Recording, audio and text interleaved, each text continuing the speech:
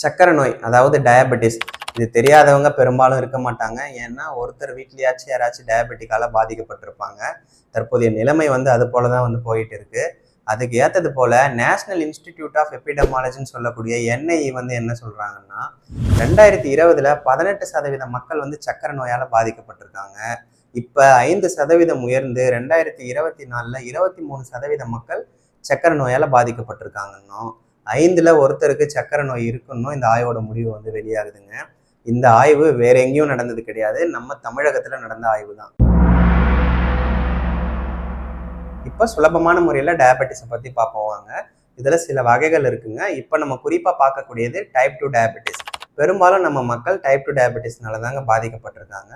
இது வர முக்கியமான காரணமா இருக்கிறது இன்சுலின் ரெசிஸ்டன்ட்னு சொல்லக்கூடிய இன்சுலின் எதிர்ப்பு தன்மை. இந்த டைப் 2 டயபெட்டிஸ் ஒரு சைலண்ட் கில்லருங்க. ஏன் இதை நம்ம சைலண்ட் கில்லர்னு சொல்றோம்னா, பெரும்பாலும் பலருக்கும் இது இருக்கிறது தெரியாமலே தாங்க இருக்கும்.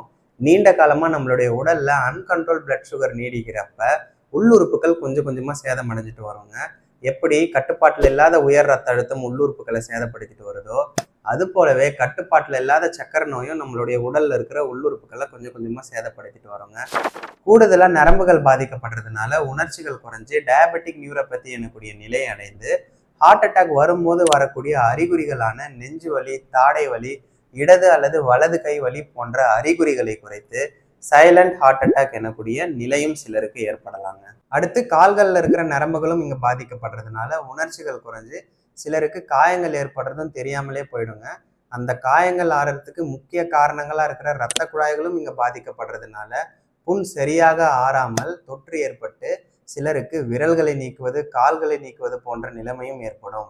டைப் 2 டயபெட்டிஸை எது போல அறிகுறிகள் எல்லாம் வச்சு நம்ம கண்டறியலாம்னு பார்க்குறப்ப அதிக தாகம் எடுக்கிறது, அடிக்கடி சிறுநீரகம் கழிக்கிறது, குறிப்பாக இரவு நேரங்களில் அதிக பசி, காரணம் இல்லாமல் உடல் எடை குறைவது, அதிக சோர்வு அல்லது பலவீனம் ஏற்படுறது, பார்வை மங்குதல், காயங்கள் மெதுவாக ஆறுவது, சிறுநீரக பாதை தொற்றுக்கள் அடிக்கடி ஏற்படுறது, கை கால் மறுத்து போவது அல்லது ஊசி குத்துவது போல உணர்வுகள் ஏற்படலாம்.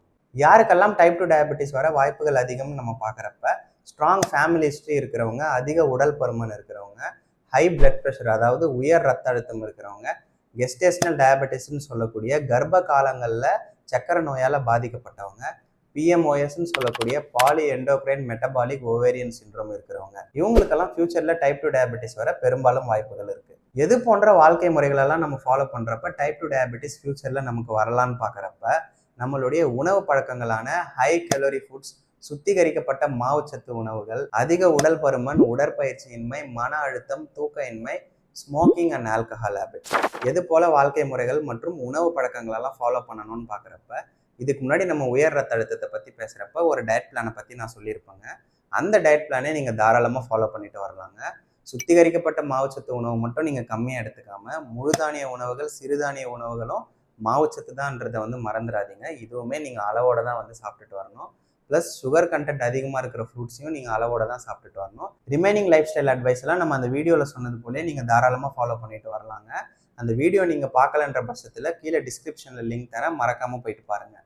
எது போல ரத்த பரிசோதனைகள் செய்து சக்கரை நோய்களை கண்டறியலான்னு பார்க்குறப்ப FBS, PPBS, HbA1c என்னக்கூடிய 3 டெஸ்ட்களை நீங்கள் கண்டிப்பாக பண்ணணுங்க. மோர் தென் 30 இயர்ஸ் இருக்கிறவங்க இந்த டெஸ்ட்டை ஒரு தடவையாச்சும் பண்ணணுங்க.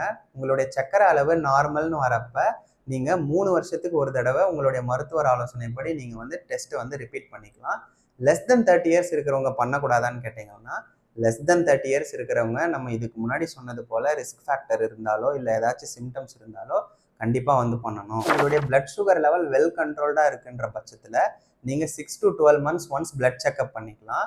அடுத்தபடியாக உங்களுடைய பிளட் சுகர் லெவல் கண்ட்ரோல்டே இல்லாமல் ரொம்ப மோசமாக இருக்குன்ற பட்சத்தில் உங்களுடைய மருத்துவர்கள் ஆலோசனைப்படி நீங்கள் பிளட் செக்அப் பண்ணிக்கிறது ரொம்பவே நல்லதுங்க.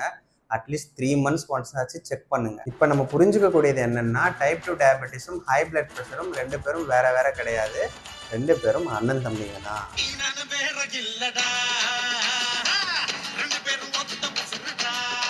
டைப் 2 டயபெட்டிஸையும் உயர் ரத்த அழுத்தத்தையும் பார்த்து நம்ம பயப்பட வேண்டிய அவசியம் கிடையாதுங்க. இதை அலட்சியப்படுத்தாமல் இருந்தாலே போதுங்க. இந்த அவேர்னஸ் வீடியோவை உங்கள் ஃப்ரெண்ட்ஸ் அண்ட் ஃபேமிலிக்கு ஷேர் பண்ணுங்கள். மேலும் இது போல் அவேர்னஸ் வீடியோவில் நம்ம சந்திப்போம்.